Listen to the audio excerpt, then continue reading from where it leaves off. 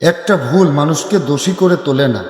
একটা ভুলের কারণে কাউকে পুরোপুরি অস্বীকার করা মানে তাকে চেনাই ভুল হয়েছে।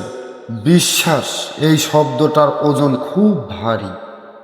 এইটা আপনি কাউকে লিখে দিতে পারবেন, কিন্তু মন থেকে দিলে তা সত্য হয়।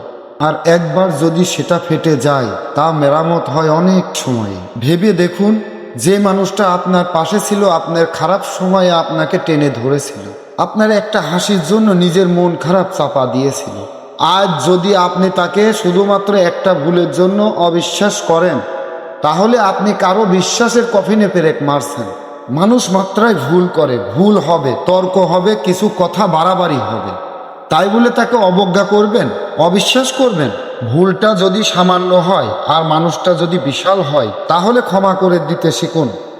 আপনি নিজেও তো অনেকের কাছে ভুল বোঝা গেছেন, তাই না? তাহলে আপনি কেন আরেকজনকে সুযোগ দিতে পারেন না? সময় মানুষকে বদলায়, কিন্তু একটা আন্তরিক চেষ্টা সব কিছুকে ঠিক করে দিতে পারে। যেই মানুষটা আপনার বিশ্বাস জিততে চেয়েছে, হয়তো প্রতিবার নিজের কষ্ট লুকিয়ে আপনাকে গুরুত্ব দিয়েছে, তাকে অবিশ্বাসের দৃষ্টিতে দেখবেন না।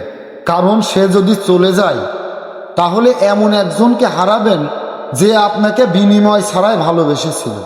ভালোবাসা তো অনেকেই করে, কিন্তু ভুলের পরেও যে পাশে থাকে সেই আসল মানুষ।